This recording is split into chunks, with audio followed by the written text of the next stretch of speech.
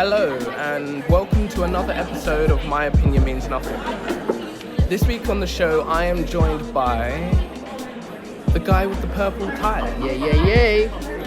How you doing, man? I'm good. Thank you so much for having me. This is a really dope concept and I'm gonna say it here and now, it's my very first podcast and welcome. I'm loving it. Welcome to the game, man. Welcome to the game. But yeah, thank you for having me on My Opinion Matters. My opinion means nothing. My opinion means nothing. Hey, listen. Your opinion don't matter My here, bro. opinion don't matter here. What am I talking about? Yeah. But I really look forward to what we discuss and what we talk about. Yeah. So what I usually do is on the shows I kind of find some sort of news articles, find out what's happening in the world. There has been a lot of things happening. It's a bit noisy here. It's very easy to find something that's happening because there's always something happening in the world. Yeah. And it's a mad world, but we have to work our way around it. Yeah. For example, I want to start with tech news because I found it the most interesting for this kind of on this plane for where we are now, kind of.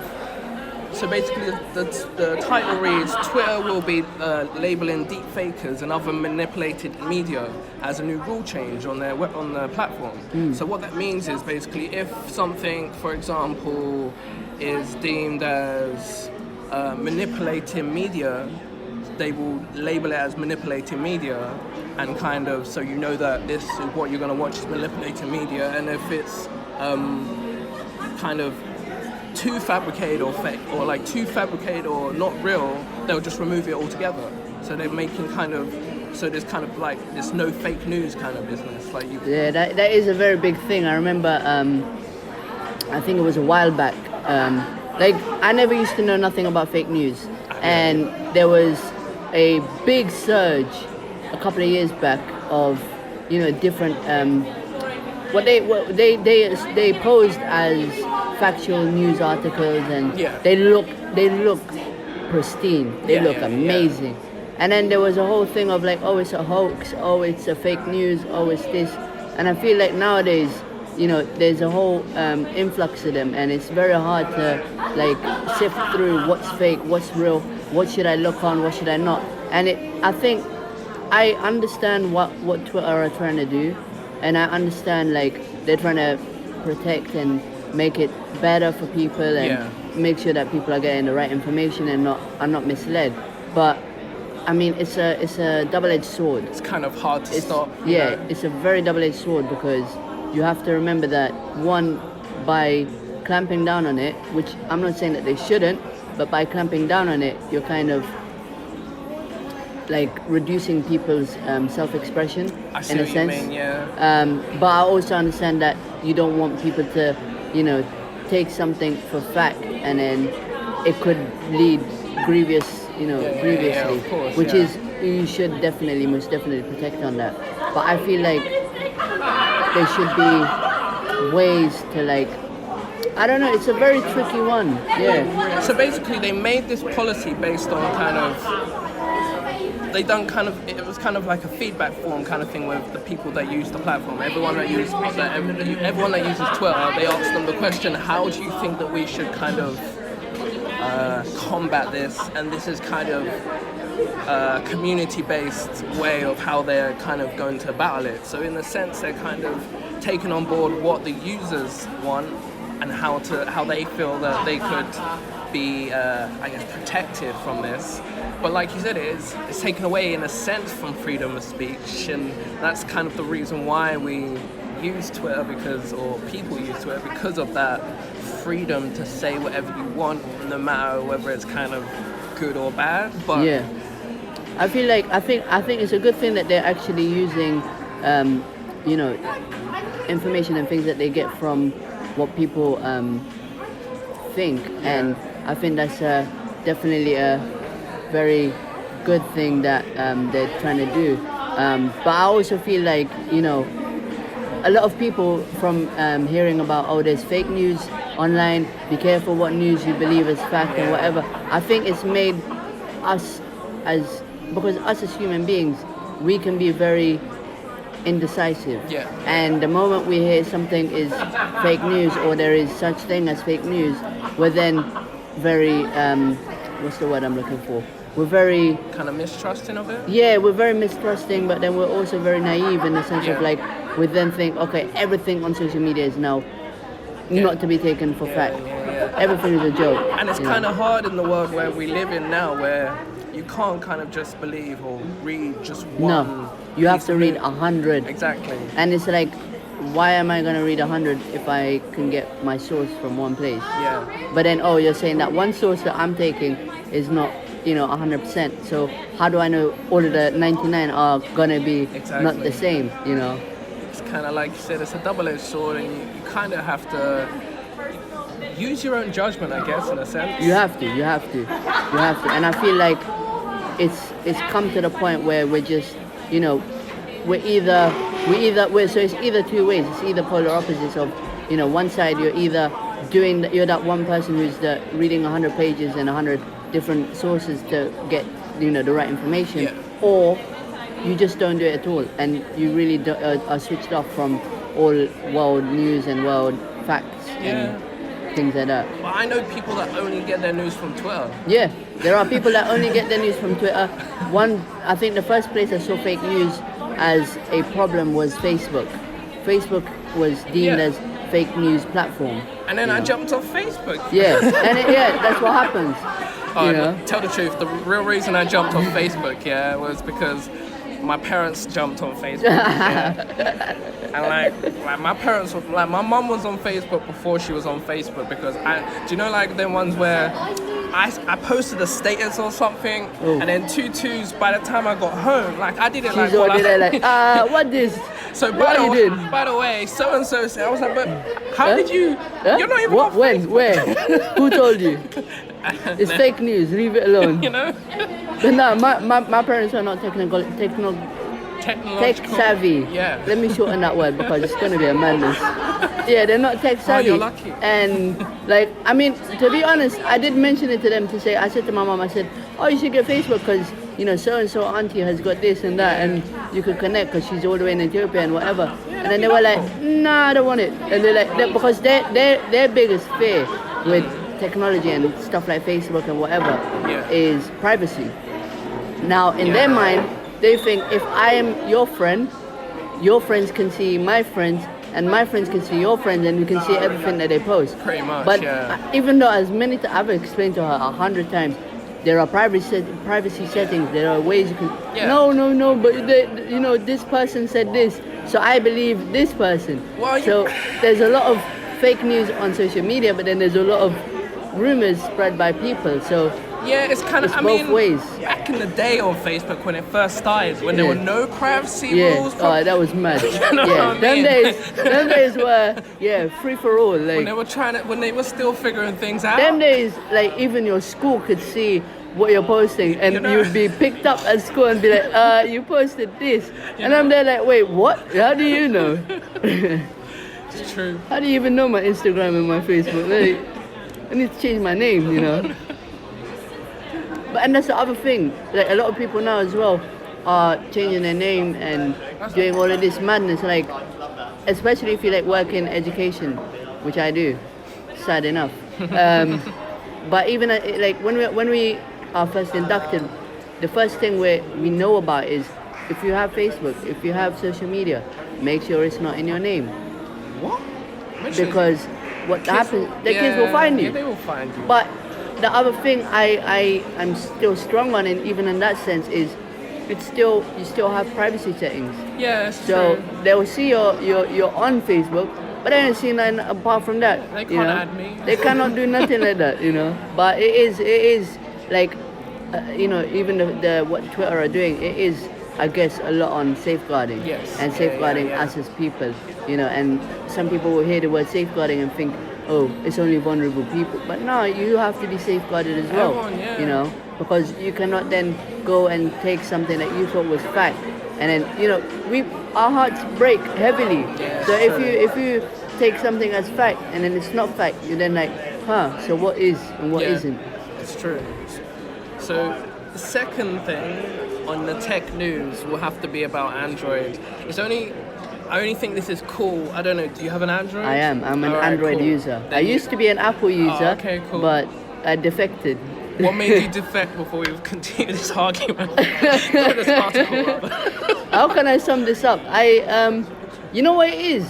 Like I was very like an iPhone person. Yeah. And I had ordered like the 6, the 4, all of this, whatever.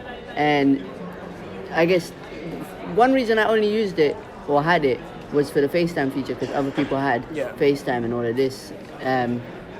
Which now with Skype, you don't need that. So it's like, get Skype. So then we can. But I feel like the reason why I did defect to Android is because me being me, I dropped both of my phones after their warranty and their insurance had expired, and they both broke massively. And then I was like, you know what? Let me try and go fix it in the Apple store. And they said to me, oh, do you have your insurance? I said, no. And they said, okay, cool, it's going to be $79. I said, nope, thank you, bye. I'll get an Android. It's cheaper to buy as well. I guess. And the thing for me is, like, if this Android phone, if, like, whatever it is, broke or dropped or got in water or whatever it is, quick rice bath and it's done. But I tried that with the Apple and it worked for a little bit.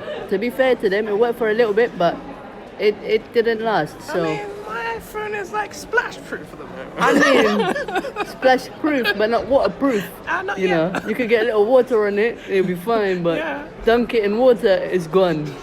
But I mean, don't get me wrong, they all have good features. Yeah, of course. And it's very difficult nowadays to like differentiate between what's better because they're all competing against each other.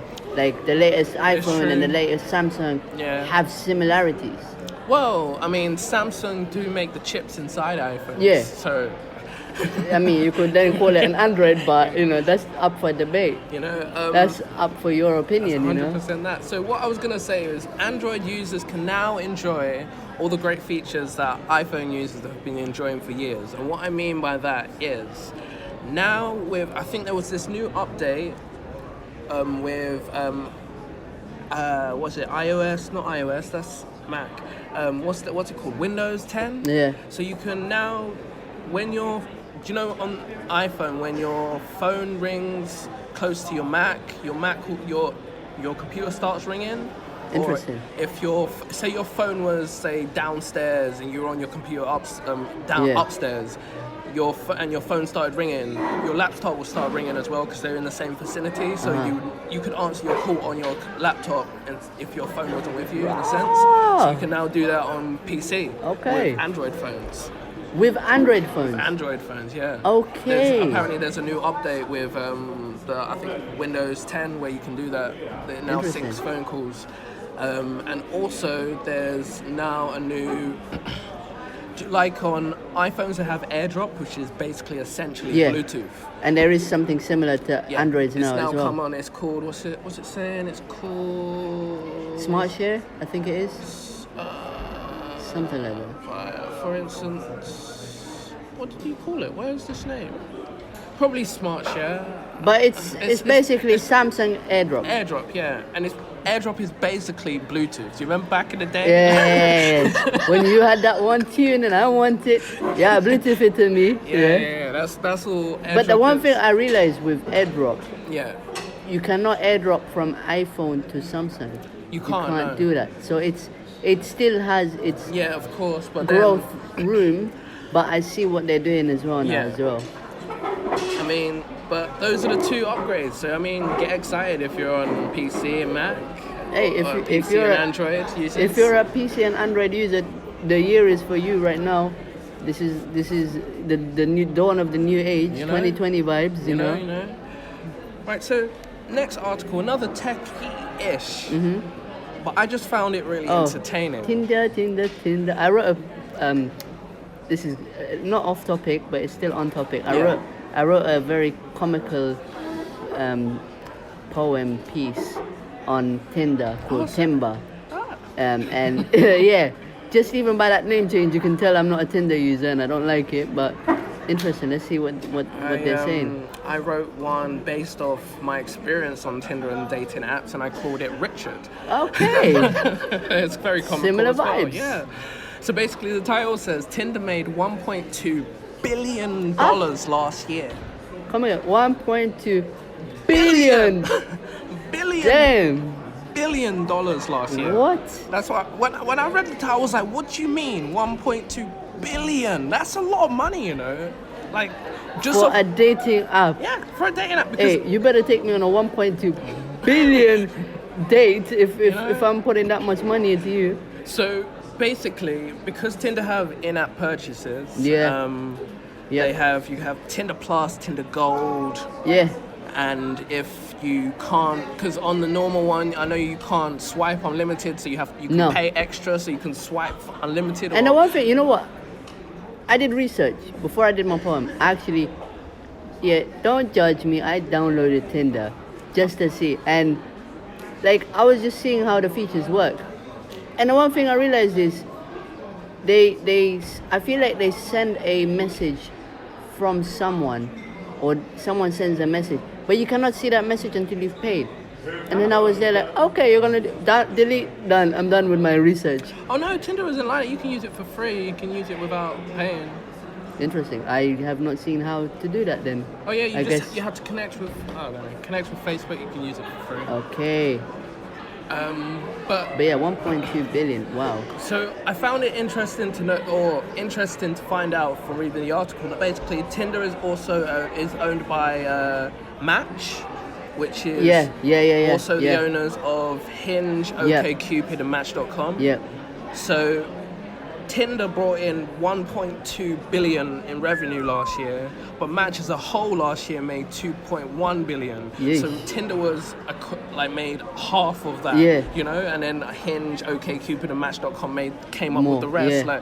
But so it says that Tinder also still averages 5.9 million subscribers in the fourth quarter of 2019. In the last quarter of last year, Yeah. they were averaging almost 6 million users. Wow. And basically what I found was most crazy is that this representation is an increase of 36% from last year. Yeah. So they got more So users. they've basically they've upped their game somehow, and there's more people just more people filling using into it. that app. And this only thing that kind of, for me, it breeds the question is like, we have kind of these dating apps that are kind of meant to make life easier for us, so that we don't have to go to a bar and, oh my gosh, talk to a lady, Yeah. or oh my gosh, talk to a guy, Yeah. because, you know, But I feel, you know what it is though? And I mean, don't get me wrong, I understand why there's a lot of dating apps, and I don't judge nobody who uses Yeah, of them. course, like, I use find your person. Find your person any means how. But on the flip side, I feel like having a lot of these dating apps and having that convenience of, I'm in my home, I'm gonna flick, Yeah. I'm gonna, mindlessly Yeah. swipe right, swipe left. But I feel like it takes out that there's a skill which nowadays I don't think, like, chat app lines are no more used. Well, they are, but they're not. They don't get the same effect. yeah, And there's no, face-to-face interaction as much. yeah, You can get to know somebody as much as you want through a dating app, but the minute you see them in real life, that's why people are getting catfished out here. Yeah. The minute you see them in real life, they may not meet up to your expectations. They may have certain personality traits that are not great, or God forbid, they're a psycho. I mean, it happens, but I feel like I see why they are out there. No, of course I see. And I see why a lot of people like to use them. Yes. But I also feel like, don't just rely on it. Yeah, 100%. Use the dating apps, find that person, converse with them, then have a phone call conversation, Yeah. or have a Skype conversation, or have face to face, because that's probably the only way you can eliminate these scary scenarios. Because it kind of brings you back to, or me, and for example, I'm gonna have to find a drink because I can't talk right now. Hey, Dre.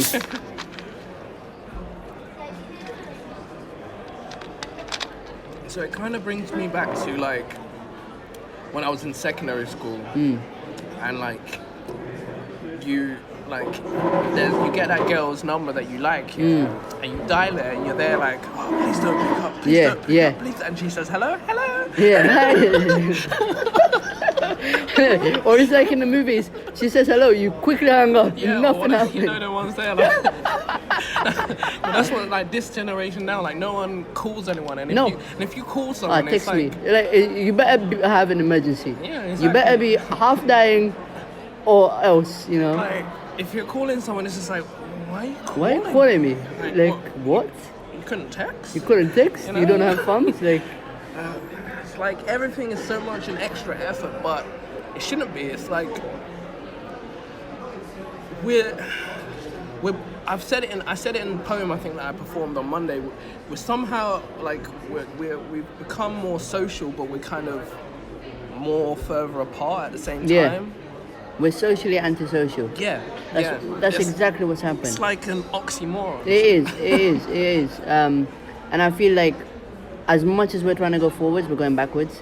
Like there's a lot of things that are trying to make it more digitalized, make it more convenient, but then it kind of defeats the purpose of face-to-face interactions. It defeats the purpose of, you know, getting to know somebody properly. But then it's even like, if you think about it on a bigger scale, it's kind of like things like, we know more about space than we do like the deepest oceans of our own Earth. Like, we're trying to explore space and find out what else is out there if there's other species, but we're not together as a people ourselves. Like, how can we go over and find like another civilization, be like, come to Earth, and they come here and they're all together and they come and look at us and they're like, what the heck are these people doing? These are what you call human beings? They go to museums and like, you man have been here for how long? How long? And you're still not? And you're still at this point? You know what I mean? And it's just... What? And it's even like things like, it made me think back, we're in now the year 2020. 100 years ago was 1920, was basically when the start of the suffragette movement was.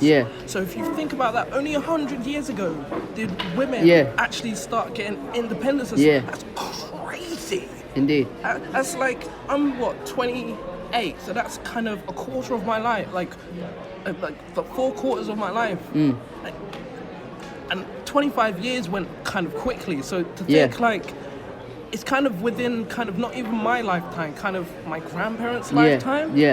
And that's, I don't know, these things. It's nuts, but the funny thing is, like, I mean, big up to all the women with independence, but it's also the one thing that I've seen, even though there was such big movements like that, there's still inequality. No, exactly. There's still all the nonsense that's happening within the workplace, behind closed doors.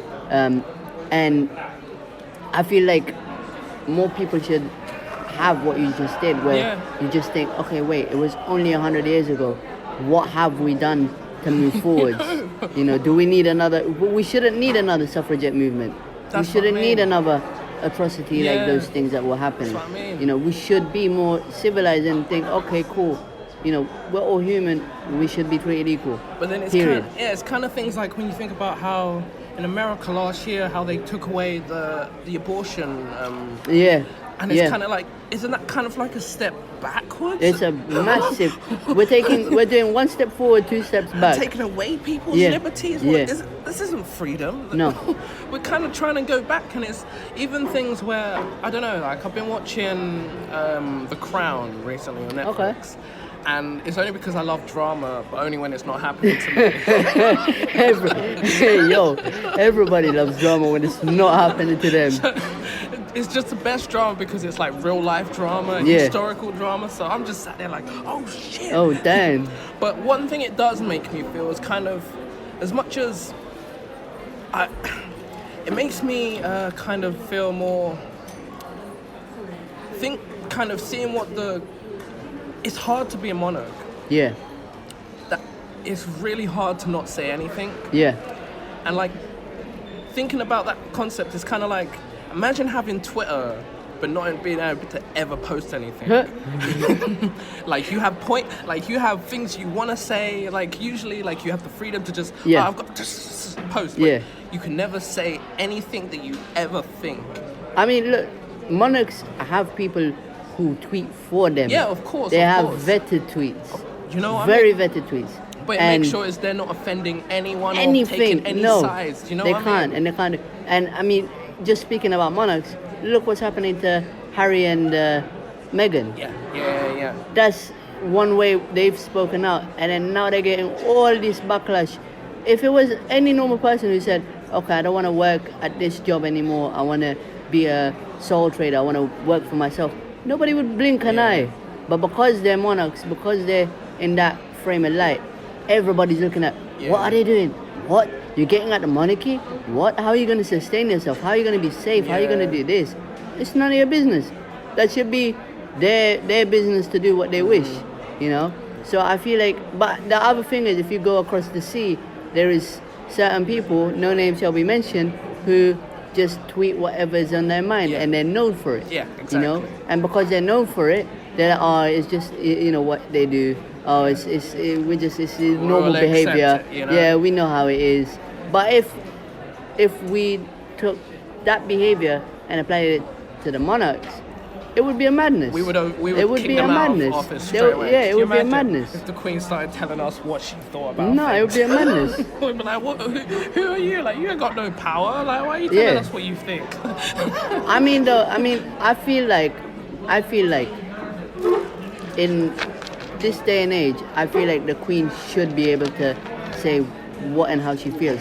Simply because, like, okay, I get she's a monarch, I get she's a political power figure, but she's a human being. Yeah. She's not a robot. Like, she's gonna have expressions and feelings. And I feel like it's still taken away. Like, I swear everybody's meant to have freedom of speech. I Like, mean, you know. From what I've watched and understand, she knows she can be. She is the head of state, but she only has constitutional power, which means any laws that happen in Parliament have to go through the Queen. Her. Yeah. But because she has to stay impartial and she can't kind of take sides, that because for me, kind of the biggest thing is just like prime ministers go to her with stuff that they're gonna do, and then she just accepts it. But like, because she can't put her own thought or put her own That's opinion why Parliament was shut down. Yeah, you know what I mean? That's why Parliament got shut down for how many ever days. And then it was only through Parliament they deemed it as, you know, illegal, basically. Which it felt illegal when it happened. When that happened, I was in my mind, I was like, this really feels wrong. This feels illegal. Like, how the hell is Parliament shut down? Are we not a democratic country? Like, isn't this against our own moral codes? You know. But then when they said, oh, it's illegal, I was in like, yeah, you better. Why did you wait so long? Like, what? But anyway. Yeah, it's true. But it's just crazy that we're living in an age back to dating if we go back. Yeah, quickly. let's indeed. Yeah, I was looking at it as well. Like, it's kind of it's crazy that we live in an age where like it's kind of everything's kind of so dismissive. Yeah. If you think about it, I've seen this person, I like the look of you. Okay, cool. Yeah. But now once I've swiped you left, I don't even remember what you look like. No. Because I got Samantha now on my screen. Yeah. So like, it's kind of like, it's like, what's that Rihanna song? Everything in a box to the left. Yeah, that's out, and I hope you don't get demonetized for this. But yeah, it's like, you know, we're just putting everything like in categories. We're like just swiping left, swiping right without, you know, two concerns of like, you know, who was that person? Oh, why did I even swipe right? You know, did I just swipe right just because of it, or was there something in her? But what was in her bio? What did she say she likes? What? Conversation starter? What? You know? It was just the IG name. That was all. That was all that she had in bio. You know what? The amount of, this is my IG. Message me on IG. I'm not on Tinder no much. Why did you get Tinder then? What? I was like, why? Excuse me? Why have you got a profile? What? Why did you put all that effort to then just be like, just message me on IG. Or if you message me on here, I will not respond. Why are you on? Okay, sure. taking up space. Cool. So like this match is like pointless because we matched, but like I could send a message, but you're not gonna respond to me. And like even if I then follow you on Instagram, send you a message on Instagram, you still might not respond. Hey. So you just got a new follower. Oh, but you still want a follower on Instagram. That's all it is, clout chasing. Yeah, because you know her profile's private. So Yeah, you yeah. just like private. Private. I want to see. I want to message you though, and I can't message you until like, I have to wait now for you to accept my. Okay. And you know she's gonna just and she's gonna accept, but she's not gonna look at it. She's gonna do a mass acceptance of everybody, just because she wants the followers. And you're like, you clout chaser. Okay. I don't get it personally. I don't either. Are you a gamer by any chance? No, I mean, like I play with my little brother. Like I'm not a heavy gamer. Fair dues. I'm not. But I mean, do you have anything on I gaming? play Fortnite. Yeah, that's a big one, isn't it? Oh, actually, okay. The only knowledge I know about Fortnite, or the massive knowledge I know about Fortnite, is these Fortnite World Cups. Yeah, this man, randomness dope. of 13-year-olds getting how much money? Hey man, it's What? dope. It's Excuse dope, me? man. Best thing about Fortnite, right, is like, let me like give you the headlines, like, or like the highlights for me personally. Okay. Highlight number one for me of Fortnite. It's still in early release, but the game's been out. Like people have been playing the game for at least 2-3 years now. Yeah. Game's still in early release. Yeah. Game's been out for people have been playing the battle royale Yeah. for 2-3 years. People have been playing the online one-player 1v1, game yeah. for years now. I've got it as like this game is still in early release. When are they releasing the thing, bro? Like you said, they've had Fortnite World. Wait. It's still on beta version. The game is still in early release. If you when you see the game loading, it still says early release in the corner. This is what I'm saying. They've had Fortnite World. But you know what? I actually take my hat off to them. Yeah, it's because the reason why I do is if you look at a different game like FIFA now, they've had FIFA 8, FIFA 9, FIFA 10, FIFA... And there's not that much difference. I mean, there's a couple, two things that they've changed. But early release and you're getting that many people online and connecting, that is genius. It's because they capitalized on the platforms. Basically, they made a game which is cross-platform. Yeah. There's not many games where where I could be on my Xbox and play with someone on a PlayStation, or play with someone on a PC, or play with someone on Mac. We all be playing in the same game together. That doesn't happen in games. That's probably what brings together That's more. one of the reasons. Because it's a free-to-play game. Yeah. You don't need to pay for it. No. I mean, anyone can play it. Anyone can get the upgrades. It's all about... Like, it's not, if you get an upgrade or a special skin, it doesn't change your character ability. It's just kind of to make your character look cool, good, or have a funny dance or a celebration, you know? So it's all accessory based, which is... But they're seeing it as business in the sense of, like, with especially going back to the World Cup, is it called? Yeah, I think it's... Going back to the World Cup thing, it's like, you've got now 13-year-olds, because I think that's the age limit, you have to be 13 above. Yeah. You've got 13-year-olds treating it like a job. They are putting in the work to then get into these battle royales and these World Cup battles. Hey man, the thing is, the joke is, back in the day when we were in school, like, people would joke, like, when gaming consoles were first becoming big, and that people were like, oh, I'm gonna do this. I'm gonna big one on this. People would joke at you, be like, oh yeah, go on, play games for a living. You're gonna really make lots of money. These guys are playing games for a living and making bank. There's people who streaming their games. Like, I thought that was a bizarre concept when it first came out. I was like, why would you wanna watch someone else play a game that you could just go out and purchase and play the game? But then after a while, I was just like, okay, cool. Now you could see like different parts of the level that you didn't see that before, or someone might unlock a level that you couldn't unlock, and now you know how to do it, or it's just maybe you might not have the game yet, and you're kind of getting a proper tour of the game, whether do I actually want to get this game? You know, and but you know what? The one thing I do tip my hat off to also the streamers, which, I mean, it's very draining and tiresome Yeah. to actually be alone in your room with a camera playing, with your game in-game being captured, and you having to make it entertaining enough for people to keep coming back to watch you. You know. So the money they earn is justified. It's Yeah, not of course. unjustified. No, of course it is. But a lot of people will think, oh, anyone can do it. All I need to do is just sit in my house and, Well, yeah, probably. say Train it up. hard. But you need to be good at playing the game, yeah. because nobody wants to see a loser. It's true. You gotta train hard. You gotta put them hours in, Like any job. Yeah, it's like everything. Like any skill or craft that you have, put your 100 hours in, and you'll make it happen. But I'm a believer in, like, if you've got a skill, if you've got a craft that you're really passionate about, and just go and do it. Go and capitalize on your, skills.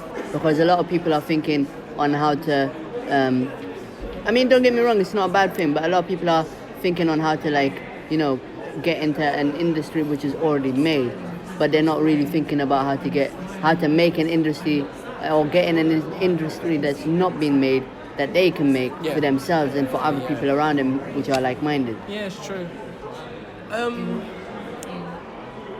I will mention it only because I think it's just cool for anyone that plays GTA. Yes. So GTA Online right now, I think, let's get the exact dates for anyone that plays this game that's listening. So between this episode is coming out next week, so you're gonna miss the first $1 million, in game. $2 million, people. $1 million. So the article reads that Rockstar Games are currently giving away $2 million in game for GTA Online. So they're giving away between January the 30th and the 5th of February, which is today. They're giving every single GTA Online player $1 million in-game money, and then between February the 6th and February the 13th, they'll be giving out the other $1 million. Hey people, did you hear that date? February the 6th and February the 13th. Lucky for some, unlucky for others.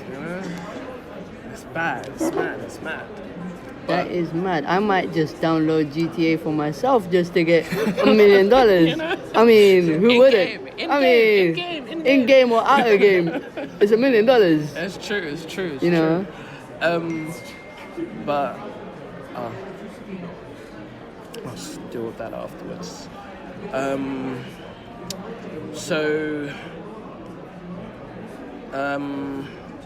I like to go on do random facts. I haven't done it for a while, but I thought I'd bring it back for this year since I've had time to do research and shit like that. So the random fact that I found, which was kind of bizarre, is kind of that Saudi Arabia and basically import camels from Australia. What? Wait. Wait. Pause. Yeah. Pause. Yeah. From Australia. From Australia. Down under. Yeah. And aren't Saudi Arabia known for Yeah, they are. What? So basically, here's the history, and that's why I found it so interesting. It was so bizarre and so interesting at the same time. So basically, camels were imported into Australia from British India and Afghanistan during the 19th century. But they were used basically for transportation and construction during the colonization of Australia. But then when the 20th century came, the kind of camel transport was kind of replaced by kind of motorized transport and stuff like that. Yeah. And since camels were no longer needed for transport and kind of construction anymore in Australia, they just let them go free. Off. Let them go free. Let them go free in Australia. Australia's huge, isn't it? They're just like, we Fair don't enough. need you, They did that with kangaroos, with the camels. Just go run free. So then, obviously now, there's this huge herd of camels that run free in Australia. There's kind of, I think, over 1 million camels or so. And there was fear from whoever kind of regulates all this. There was fear that basically that maybe within the next 8 to 10 years, that number was meant to not double or triple. It was meant to be crazy numbers. Because apparently camels really thrive in Australia. Interesting. So Now, Yeah. across Saudi Arabia, Egypt, like Jordan, Cuba, Middle East. yeah, the Middle East basically. Now they all import camels From Australia, Australia. or Australia export camels over there What? because I mean, like, it makes sense. but the reason is But it's- because yeah. the camels that are used that they have in the Middle East, they're mainly used for kind of camel racing. Okay, yeah, So yeah. because they're more domesticated and bred for racing, For racing, yeah. they're not really. They're not for Yeah. lifting Yeah, and yeah, yeah. moving. Yeah. Which makes sense. I mean, it is the way of Riding. breeding, and it is the way of like how you raise any animal. Yeah, yeah, What yeah. they will be able to do and not able to do. So it makes sense that they are actually importing it from Australia to Yeah. there. But it's just weird.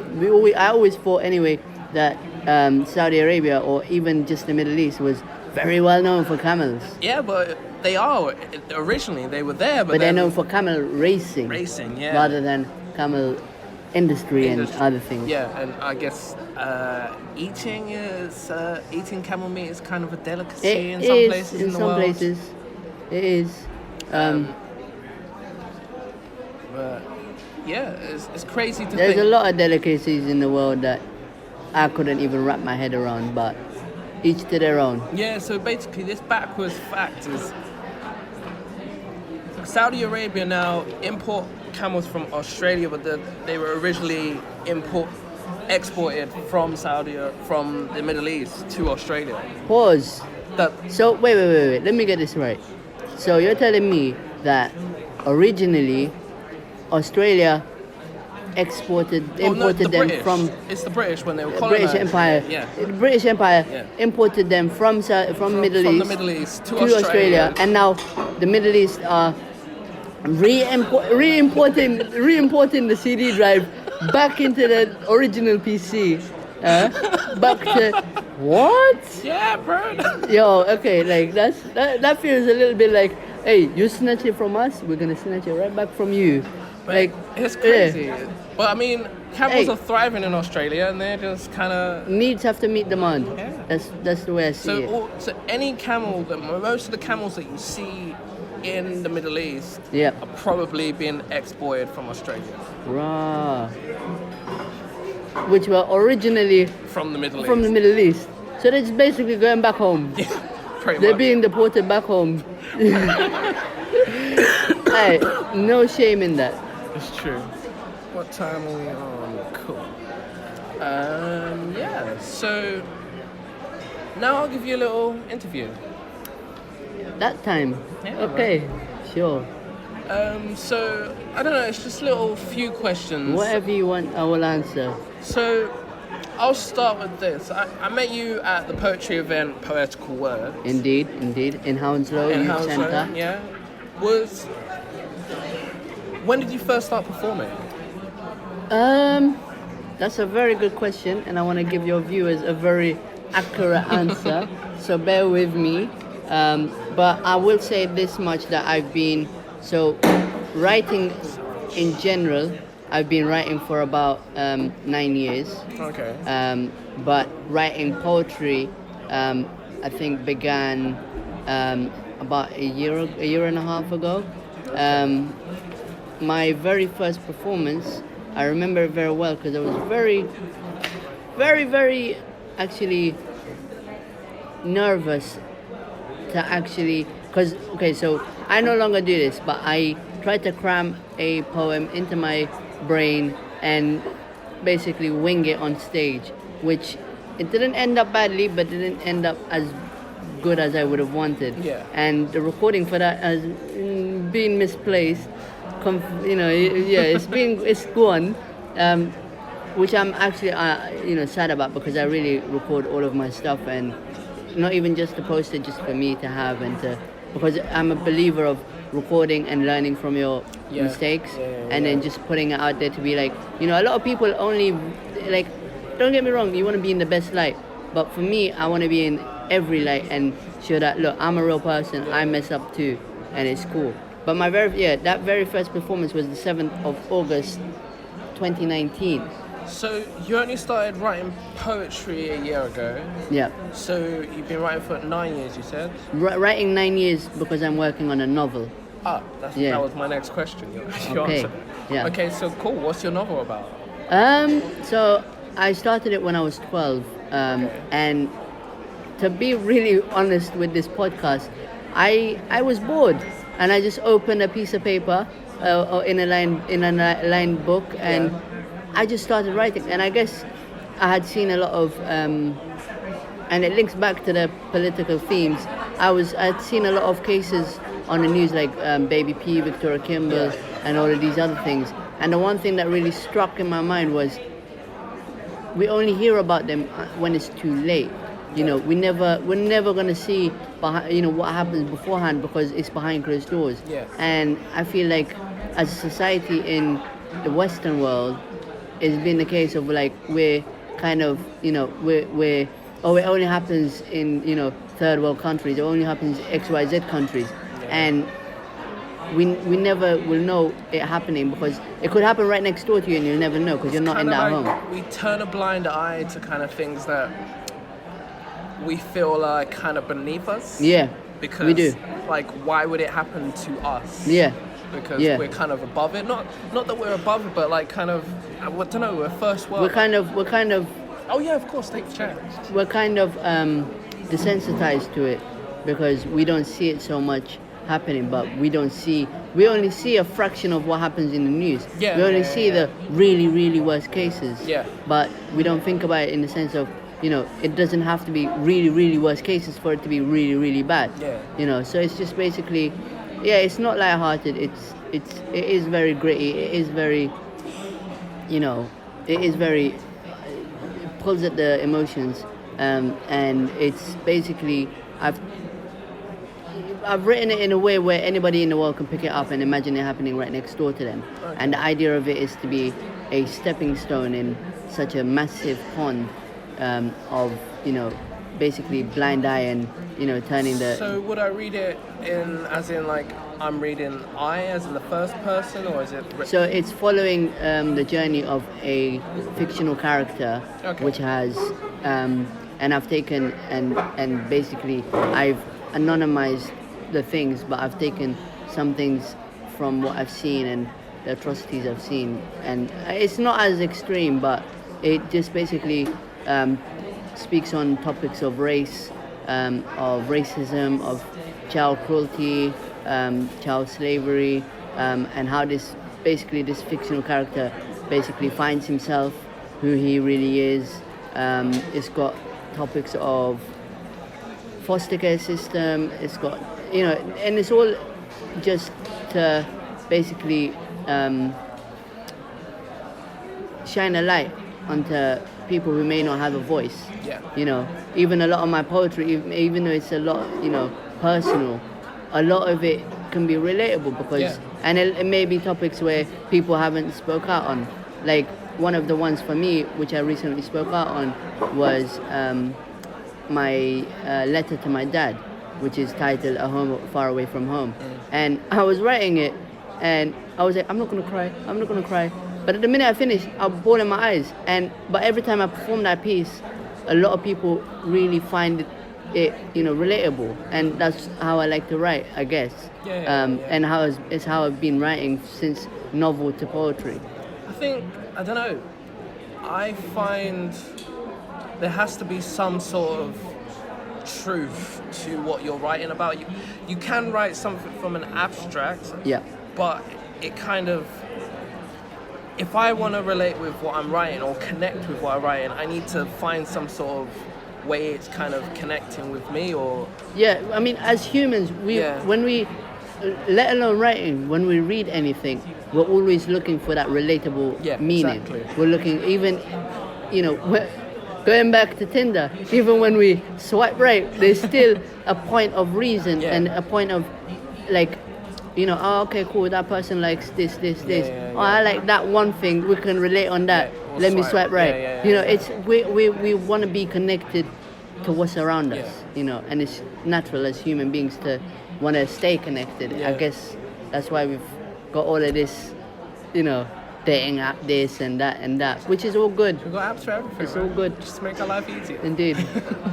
So, what made you start writing poetry from the what was like? I don't know. It's kind of a jump from writing a novel to writing poetry, and then also from writing it to thinking, right? Yeah, I'm gonna perform this shit to other people. These are like big steps, but like kind of really interesting at the same time. Okay, so to answer your first question, so my book is still only halfway. It's unpublished. Yeah. And I started it when I was 12, and so think about the timeline. Yeah. GCSEs hit, I had to push it back. A levels and college hit, I had to push it back. And doing all of that pushing back, when I think I was about 18 or 19 or 20, around that time, 19 to 20, I hit massive writer's block. Couldn't write nothing on the book. And the way I write with the book, everything is off the top of my head, more or less. And I just found it really hard, and I was really, really struggling. And I read something that said, so they call it the inner policeman when you get writer's block. And to silence your inner policeman, one of the things they suggested was to write anything, even if it's waffle, even if it's the most garbage piece of writing that you're ever going to write, just write it. Yeah. Because what you find is that you will spark something, whether it be in the first project, whether it be in a new project. You just have to keep moving that way. Okay. And it is very therapeutic to do it. So I first started by writing a daily diary, which became a daily rant because I didn't like the workplace I was in. And I found, it was very interesting. I still have it. And I was looking back on it, and like, it just happened that I had this word in my head, which was eyes. And then I was like, oh, okay. And then I just started writing on the topic of eyes, and then on the topic of this word, and then on the topic of this phrase, or on it. Like, that's very much how I write nowadays. Like, I could write laptop, let's go with it, or my opinion matters, and let's go with it. And I feel like I've said the whole name of this podcast very wrong. If I have, forgive me. Man. Forgive me, listeners. Forgive me. It's all good. But yeah, and then I just like. And then it became poetry. Yeah. So, and I was like, right, okay, so this is where we're gonna go. So let's roll with it. And I just wrote a bunch of, short. It was a lot short when I started, a lot of short pieces, a couple of long ones. And I was like, this is lovely, and it's great, but it's great when it's read. But one thing I've realized, from performing, however long I've been performing, is that when it's read and when it's performed, it gets two different meanings. Yeah. You could read it in your head and have your monologue and the way you read in your head. And then when I perform it could come out as a whole completely different meaning, which is the beauty of poetry and beauty of performing. So I was like, okay, cool. Open Mic London, Facebook, Open Mic London. And a whole list of them came up. But this is the one thing. When I did see all of these open mic nights, I could have very well, in that very moment, been like, let me wait a year, let me wait a month, let me wait this. And I'm someone who's a heavy procrastinator, and I try not to be, but I'm a very heavy procrastinator. So from the very first event, I made it a habit. If I put it in my calendar, I am coming down. Like, even for this podcast, up until today, I said to you, Mr. Kory, that if, I said, you asked me, when are you free? I was like, you know what, let me check, let me make sure that I have a date available, because I'm not going to tell you a date that I'm not going to be at. So that's the only reason why now I'm flooded with events, and I'm flooded with, a lot of people see me everywhere, and if I'm not one place, I'm in another place. But I guess you have to find the balance as well. But yeah, that's the reason why that's the reason why the leaps happen. See, you literally needed a way to kind of diversitize your energy so that you can go back to your original project. You have to. That's pretty cool. You have to. I like what did you call it? Something police? The inner policeman. The inner policeman. Oh, that's a dope phrase. I actually learned that phrase from a workshop that I did in this very space at South Bank Centre. And there's a lot of really great workshops out there. There's others out there. I'm not gonna mention them. You can find them. But yeah, even workshops as well.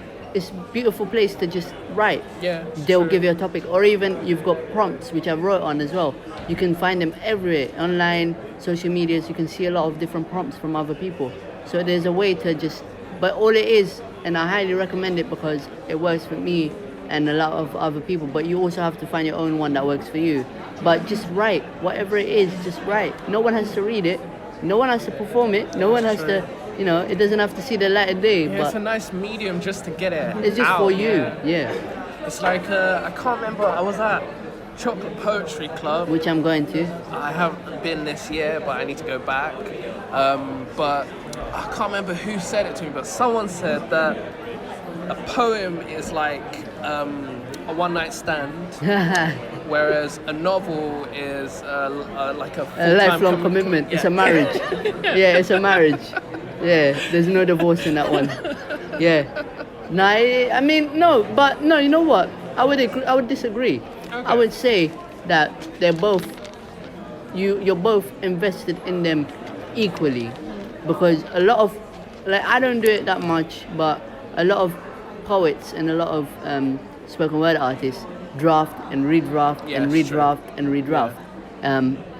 And like there's a couple of people I've spoken to, they're like, yeah, it will never be finished. Yeah, that's but it's just 100%. finished as it is right now. Yeah. And I feel like you have to invest X amount of time in both equally. Yeah. And I feel like it's both because it's product of your labor. Yeah, You've no, put in true. all that time. It's not you're not it's not a hit it and quit it type of thing. It's like you're doing one poem, you're doing another poem, you're going back to the other poem because you got an idea from the other Yeah, poem. it's true. It is back and Yeah, forth. it's true. You know, so it's both marriage. You know, It's true. I just like the fact of once I do finish-ish Ish. a poem. that is done. Yeah, it's- and I can it's see no why longer they in my said head. that. Yeah, That's all it is. It's no, no longer it in my makes mind. sense. It makes sense. It's just more like it's just on the page and I can just revisit this thought. Yeah. So that's why I recommend just. Oh, and writing another thing I anything down. recommend as well is if you get ideas on travel and whatever, I'm someone who's got memory of a sieve. So you take that note down because you're not going to remember later on. It's true. Believe me, the amount of times where, and the worst thing is like my creative flow usually comes late at night. And it's like, I'm about to sleep. I do not want this in my mind, but I have to get it down. Otherwise in the morning, it's gone. Do you know what I find? The questions that I want answered, you answer them in the like when you're talking. I'll just go back over my. It's like that's what I was gonna ask because I had this written down. What do you do to get over? What do you do when you hit the wall? Like how do you get over it? I know what you do. Like that was what brought you into poetry. Yeah. Where do you want to take your words? That's a very good question. Where do I want to take my words? I mean, I've thought about it a lot. And a lot of people, you know what the funny thing is? I've not been on the scene for long, but I've been everywhere, more Yeah, or less. yeah, Like I've yeah. been in a lot of places when it's in regards to like spoken word and open mic nights. And I feel like exposure for me I've always said, I'm just getting my foot in the door. Oh, I'm just getting my foot in the door. And to be honest, I will not know until I hit a point, and I will only know when I do hit it, where, okay, my whole leg is in the door now. What am I gonna do next? And I feel like, for me, like I've thought about taking steps. Like people have, someone has approached me who's a producer who wants to put my music down against beats. This podcast has happened, so another inch of my leg in the door is now in the true. door. And I feel like, I mean, there's no goal for it. And I spoke to someone as well who was another event organizer, or a host, sorry. And I was like to him, look, even if I get featured, even if I become big, in the sense of being big, you know, not George the Poet big, but big in my own sense. For me, my main thing would be to look behind me at those who are trying to make it, and I would be pulling them up into this light, because I feel like a lot like it's not, I've not seen it a lot, and it is very, very welcoming, but I think there's a lot of fear of, oh, if I go into an open mic stage or or if I perform my piece, oh, people are going to be judging me, people are going to be competing against me, or I'm going to be competing against them, I'm not going to have the nerve to do it. Don't. Go. Do it. Right. Perform. Because the one thing that you'll find when you go to all of these open mic nights, they're very welcoming. Like, my fear was exactly that. But I know now that the only competition is yourself. Yeah, that's true. You know? And even that is no competition, you know. I mean, any competitions that you do find that you have are all inside your head. Mm-hmm. Like, I know it's personal with me. I hear someone else's bars, I'm like, Raw. I need to go. I'm clicking non-stop and nobody's clicking for me. I can't perform. I was going to perform this tonight now. Yeah. But the one thing you also have to realize is, like, okay, so there's a lot of artists, no names, that do perform for clicks, which is all good and well for them because they've written punchlines and they want them punchlines to be recognized, and that's beautiful. Like, do you? That's your amazing thing. But I also love when the whole room falls silent, and they're just, when you can draw the air out of a room, is a even more powerful thing to do. So I feel like, you know, do both. Yeah, it's or true. find your thing that you like. Find your words. Find your expression way or expressive way. Sorry, and just flow with that. Don't really, you know, appreciate other people. Take inspiration. I've taken a lot of inspiration from a lot of people, but don't let somebody else's performance, you know, discourage you, come into yours. You know, you are you and they are them. Yeah, you know, it's true. But that's the one thing, the reason why I had to have, like, because before I had a 6-month break from performing. Yeah. From maybe October, maybe it's only 4 or 5 months actually, from maybe October. And then basically what was as much as what people don't understand from going to open mic events, it's just an open mic event, but at the same time it's a gig where me as an artist, I'm performing, and as much as it's kind of easy to say don't take on board what everyone else is saying, when you're there at an event and you want to be present, it's kind of hard not to take on board everything that everyone is kind of putting out there, in a sense, kind of the energies that everyone's on. So then, I don't know, as a writer, as a performer, those things affect you anyway. But it's how you let them affect you that of course. would more so emphasize, because you can go and see somebody's on high level energy, and then someone who's on a lower energy will come into that space, and then they're elevated. And that's a beautiful thing. Like, someone, like, I've seen a lot of open micers who are first timers, never performed anywhere, never let their work see the day of light, and then they perform and then they completely kill it. I know, right? They just kill it, and then you're like, why are you not performing before? You know? Like, what? Why have I only heard of you now? And I think that's what the beauty of it, and the thing I really love about open mic nights is because you see a lot of people who people who are not famous but should be famous. Like, why are you not a big name right now? You know, you read someone's. I'm not really a writer, but you know, let me drop this fire on you. Why are you not performing now? Because it's not really that good. It's like, nah. People need to, what's the word? Believe in their... Elevate each other. Yeah.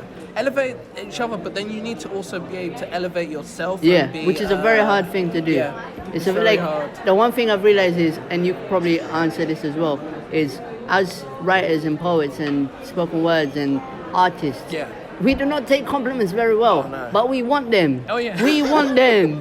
Like, we really do. Like, please compliment me, but I will say nothing to you, or I'll be like, okay, thanks, cheers, cool, I'm glad you liked it, follow me on Insta, like, that's something that, you know, it's so true. It is an actuality of the fact that I think it's not the fact that we don't know how, I think it's the fact that we don't know how to process it rather than we don't like it. I think it's more, I don't know, for me it's kind of like, because I don't set out to get a reaction. I want one, yeah, of course, it's great, but I don't write it in the hopes that I'm going to get. You don't write clap. for clicks. I don't write. I'm writing for my own like purpose. Yeah. I'm writing I'm writing just, and then when I perform, I'm just like, do you guys hear this wordplay that I put in Did here? you hear this, 2 bars, come on. Did you hear it? If you heard Like, it, then do I great. need to rewind? Even if you didn't click, just nod at me. Just nod, like, You know? yeah. That's Give me the head nod, the easy little...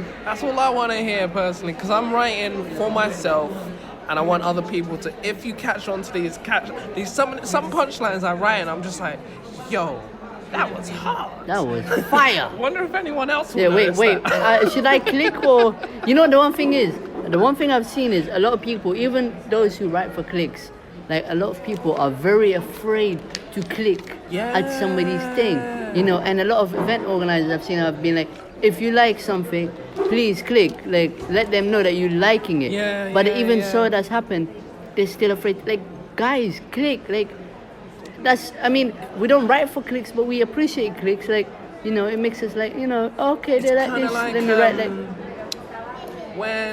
When you perform on the stage, like a theatre piece, like if people really enjoy the piece, you will stand up and applaud someone and a standing ovation. But in a theatre, you'll find that certain people will be happy to just straight away stand up, clap. But there's some people that will wait for other people to stand up before they stand up, and then nobody stands up. And I just think it's just kind of, if you feel something, just go for it. Go for it.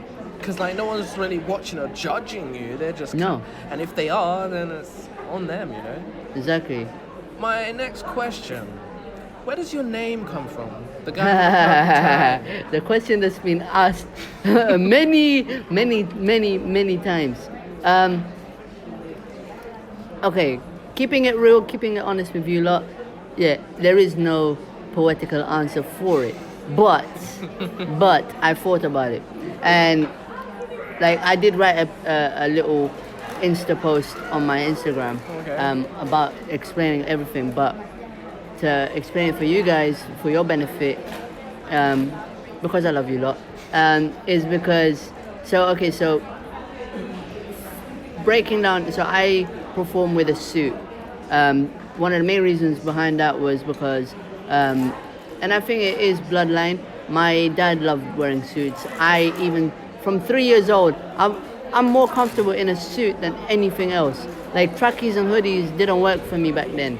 I was a suit and tie and top hat and suspenders, and this whole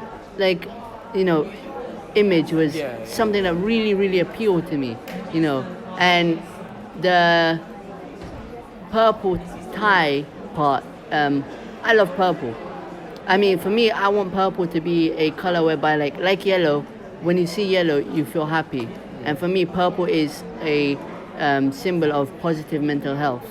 And I feel like there could be a color out there for it, but I've not seen it, and I've kind of embraced purple as it. And the two together, it's just, for me, it's like, when you perform, when you go on stage, or when you do anything, it should be something that's, you present yourself in the best light. Whatever it is, I'm not saying go and wear a suit and tie.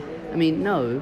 Go and wear something that works for you. So if it is a certain hoodie and trackie you're comfortable in, wear that hoodie and trackie. If it's a certain niche of clothing, or a certain way of style, or this, or certain feather in your hair, whatever it is, embrace it, because you're more and more likely to perform better when you're in your element, while you're out of your element. Because a lot of these places you will be out of your element, so you have to bring that element of you to the outer element. It's the whole idea of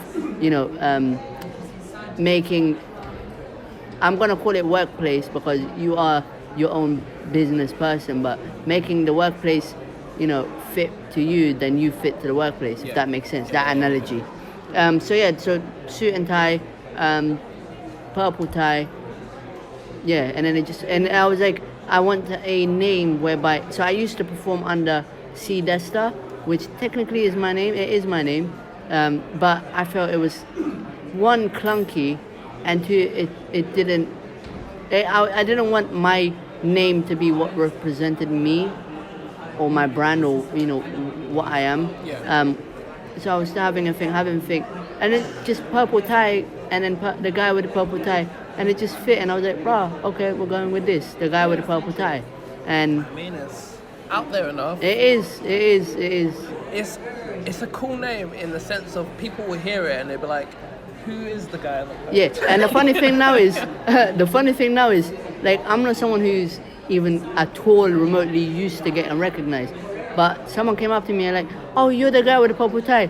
And then I'm like, in my head, I was like, oh, so you know my stage name, but do you know my name? Are you that deep of a fan? Like, I mean, don't get me wrong, I love being noticed, and I love like people knowing the name guy with the purple tie, and I love people hearing my poetry. And I'm not trying to be vain, but you do love getting appreciated, and everyone does love getting appreciated.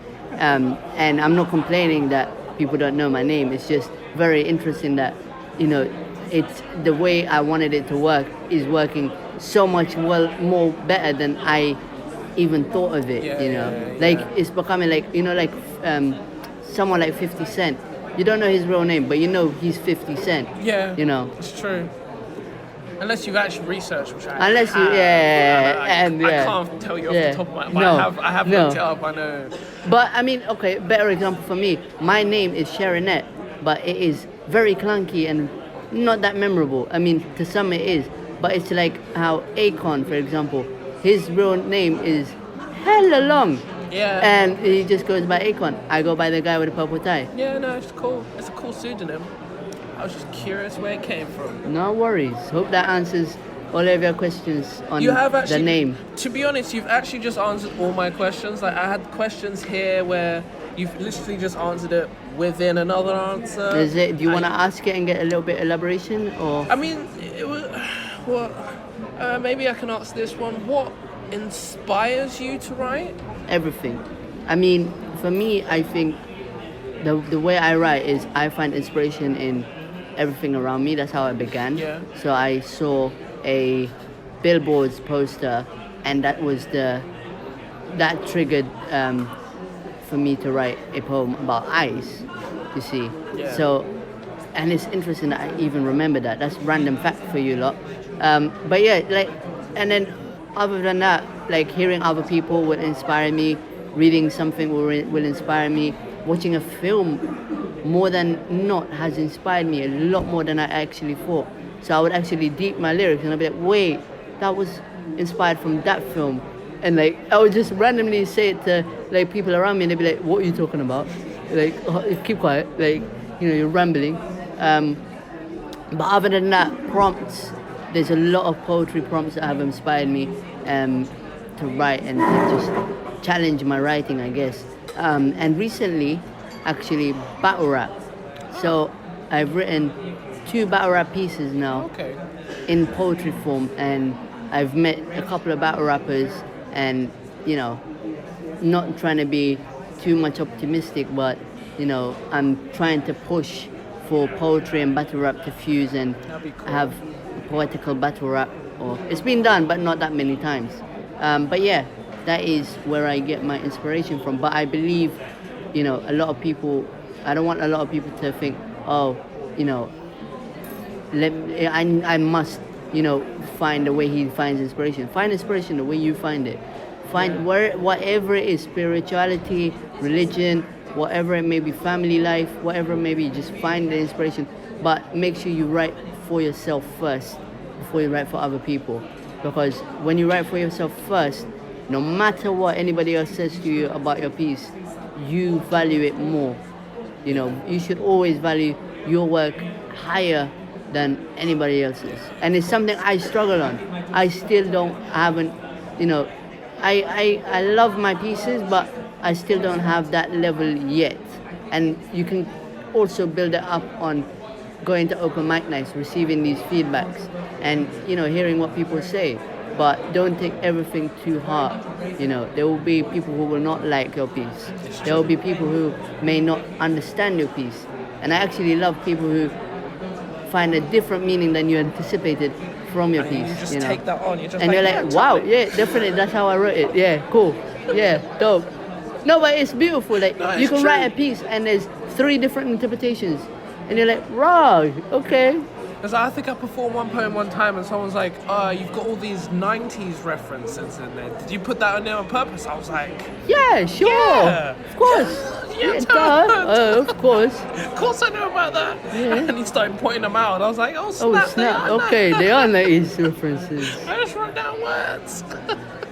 But yeah, I think my last and final question for you is kind of, for people out there who are up and coming, what's your one piece of advice that you wish that you heard while you were coming up? That's an interesting question because I don't really see myself as, I've not left that phase of up and coming. I feel like I'm someone, so one thing I would say, just from experience, is make sure you do not burn yourself out. Make sure you do not, because as much as I do go to so many events, I ensure I have breaks. I ensure I have moments where I'm doing nothing. And it's very easy to get caught up in the, there's this event, there's that event, there's this event, there's that event, there's this event. And I feel like I've sprinkled or salt bayed some, just personal advice. But one thing I would also say is just write, just create, work with people, write with people, go to workshops, go to different events. Even if you go to an event and you're not on the open mic list, it's amazing to just listen. The amount of inspiration you get from just listening to people is the most beautiful thing. And yeah, just try and get yourself out there. Try and just go to different open mic nights. It will happen. I've not yet reached that point of I'm successful or well known. I'm just grinding. I'm just putting myself out there. I'm just attending these events, supporting other people. And what you put out in the world will boomerang back to you.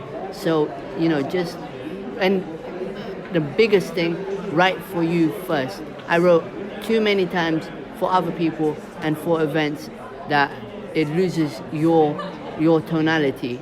Like you can write to a theme, but make sure you make that theme work to you and you not work to the theme. That's as much as I can say. And just be you. Do you, bro. Do you, sis. Grind. Do it. Yeah, so what time are we on? Okay, dope. That's cool. How long? It's been like an hour and about 20 minutes so far. Question for you. Yes. And let me actually double check before I say it. Give me 2 seconds. Cool. For your viewers, Yeah. or for your listeners, sorry, would you like a short piece Yeah, to sure. be recited that has never been heard, so it'd be an Yeah. exclusive Yeah, that'd be dope. to hear? Yeah. If you got a poem you want to share with us? I do. I wrote this, when did I write this? 31st of Jan, 1st of Feb, so between that time. And I had gone to a Lego event, a pop-up Lego event in King's Cross, and it was a Lego house. So this piece is called Lego House. Okay, take away. I want to build a Lego house with bricks that are the inside layers of my heart. I want to build a Lego house that I can call my home. No big bad wolf at my home. My Lego house would be the best on the street. See, a Lego house is designed with no design. The inner layers of my heart molded for safety. Maybe if I wear my heart on my house, they can't hurt me. My Lego house would have many rooms, but not many in it to lay their head to rest. My Lego house has soft clouds for bed. They are the clouds of my dreams. I would have my Lego house on a street accessible to you and you and you. My Lego house would be built to show you vulnerability is real and it's okay to have your heart on display. My Lego house has many rooms. My Lego house has many rooms. My Lego house has many rooms. It was built for you. Don't you like it? My Lego house has heart-shaped Lego bricks. I'd build it with the inner layers of my heart, but she ran off with it. I'd say it's safe to have it on display, but mine got stolen. My pillows aren't clouds of dreams. Those clouds were filled with rain that came when she stole my heart. So now I sit on empty dreams. I build a Lego house made with Lego heart-shaped bricks. My Lego house has many rooms. My Lego house was built for you. I didn't realize that you were the big bad wolf. I guess I'll just have to make a Lego house out of my soul. Peace. See, the guy with the purple tie. Thank you. Thank you very much for that. There was parts of that I'm gonna have to re-listen to because there was so much. Yeah. I'm actually gonna have to listen back to it. What was the bit that I liked? The fact of your the idea of kind of it was so sick. Now I'm picturing it in my head. It's so sick. Like, because I'm knowing that it's based off this pop-up event, it's kind of like you've used the idea of love, but then it's kind of like you're looking at the love for Lego, but then also using just love as a feeling as well, and then kind of saying like you wear your heart on your sleeve, it's all on display. That's the part that I like the most. Like, you're talking about love being on display, but then it's kind of that I can't think of it's got that second side of it that's kind of like the dark side of juxtaposition. That's the word I was looking that for. word, that long word. Juxtaposition. It's got like on the juxtaposition, it's kind of got this kind of like Lego just being on display. Lego that you look at so innocently that anyone could pick up. Yeah. It's the same as love. Anyone could pick up your love. Yeah. And take it from you or give it away, you know? And it's just that juxtaposition that you have playing out throughout the whole of that piece, which I love the most of it. Thank you. And it's I wanted really, to give really something no, new, that's really clever. just to, I mean, I guess it is that sense of, we are all building our own, platforms. We're building our own, images. We're all trying to become up and coming. Yeah. But don't give away your Lego bricks that quickly. Yeah. Don't, put your, eggs all in one basket. But don't fear to do it as well. Like, a lot of people say, don't put all your eggs in one basket. But they never explain why. They never answer why. And it's I think the fear of people having their heart broken or having this deal not falling through or this event not going down that has us fearing we fear not to put ourselves on display. Or my but performance it's didn't fine. play out how I planned it to play out. The amount of times my performances don't play out, like the amount of times I skip lines in my head because I've forgotten a line. It happens. But only you realize, that's another advice, only you realize that mistake. So when I very first started, sorry to go back on this, but when I very first started performing at that event, I tried to cram it as much as I could in my brain. And when I was performing it live, I felt like I knew it, but then I started to fumble. And that's the only time I've ever gotten nervous, was because I knew in my head I was messing up. But the one thing that kept saying in my mind that kept me, that I didn't then say, oh, sorry, I'm going to be done by, is that I said in my mind, I have to get to the end. No matter what, I have to get to the end. And when I did rewatch it, while I had it, and it got lost, is because the one thing I realized was only I noticed that I had messed up. Yeah. The whole audience were like, bro, that was amazing. That was dope. Thank you. I mean, I wasn't that great, but you know. Or like when you're shaking and like, or you're really nervous, you're like, I must be visibly shaking. Yeah, but everyone's like, But like, no, you did It's look like, fine. but No, but I was felt like- shaking. I was like shaking. You know, But it's just like all these things are kind of just all in your trial head. and error. Yeah. But it's trial and error, and it's all it is just you have to keep doing it. Keep facing your fears. Keep like battle rap is not something I do. Like writing for a battle rap is not what I do. But I wanted to get out of my comfort zone. I really did, and you know, yeah, it's just you have to just push yourself. You know, because your comfort zone is something that expands and keeps expanding, and it's not something that you should ever never stay too comfortable. Keep moving, keep doing, keep creating. You know, One keep piece connecting. of advice that I'll give out Please for do. free is if you're not nervous, it's not worth it. No, and use your nerves to Yeah. positivity. Yeah. Because you will find the more you are nervous, it shows you care. Yeah. You know, I'm not saying that if you're not nervous that you don't care. Yeah, But right. use your nerves or your confidence Yeah. with good measure. You know, it's like a pinch of salt. You don't want too much of it, but you want a little bit of it to know keep that. you Yeah, keep on you your toes, kicking. yeah. Yeah. But do you have anything to plug? Any events you're going to be at over the rest of this month? I might try and get this episode out tomorrow. If I don't, it'll be out next week. So if it does come out tomorrow, I will give some events for within this week. Yeah. If not, I can give a bunch of other ones for next week. So within this week, I will be tomorrow. I will be at Tracks on Tap, which is an event in Streatham Space Project. Okay. Other than that, I will be on the 8th. I'll be at Beans Rhyme and Life, which is in Statton's Coffee House. Otherwise, next week I will be at BYOB, which is Bring Your Own Bars Box poetry Park. at Box Park, Wembley.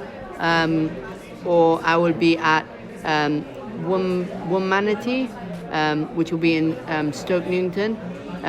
But all of my the biggest one I guess, which I've not been to yet, which we did mention, is Chocolate Poetry Club, yeah. which I'll be at on the 17th.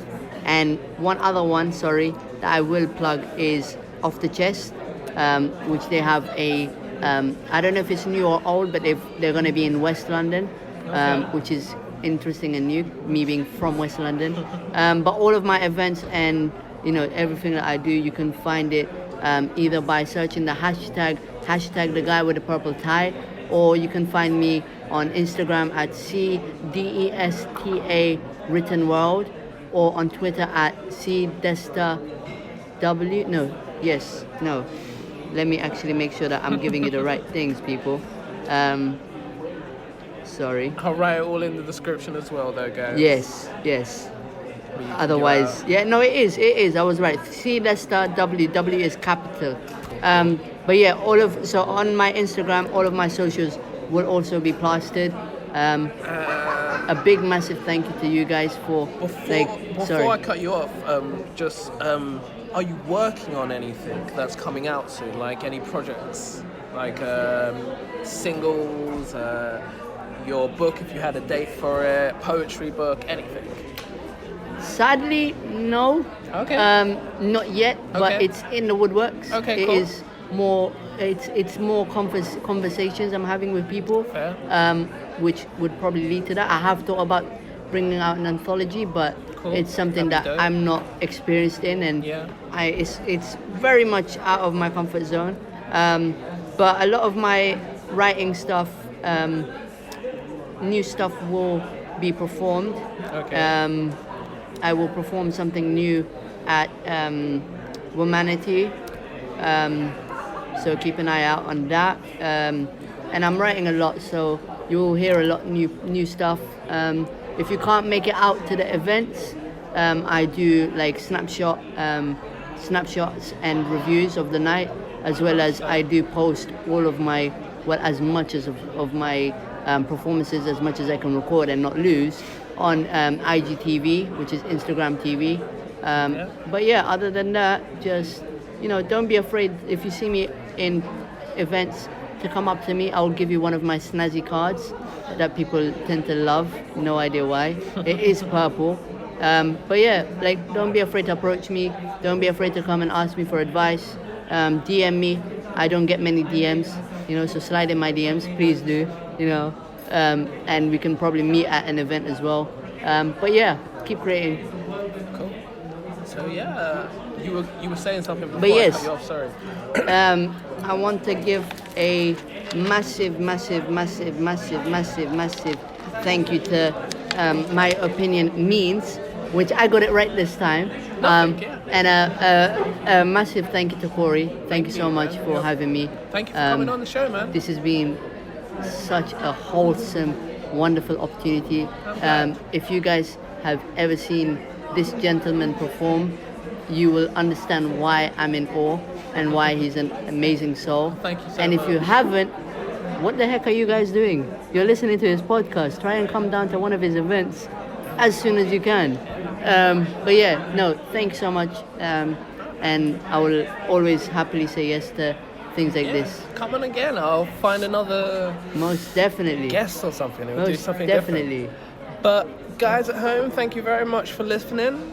If you've enjoyed the show, thank you again. You're new. You're not you're a subscriber. You enjoy the show and that. But If you're not, you better subscribe right now. But if you haven't enjoyed the show, then more for you for sat at home for 1 hour and 30 minutes. And listening to my voice and my dribble. Yeah, you're an idiot. Like, why don't you turn off sooner? But anyway, That being said, you've got a lot of advice that you can turn on. man. Oh, one small quick advice is my card always has on the back of it, changing the world one word at a time. Make sure you guys do that. Whatever it is, whatever art you do, it is beautiful. Don't let nobody tell you nothing different. That has been a guy with a purple tie. Peace. Thank you. Goodbye.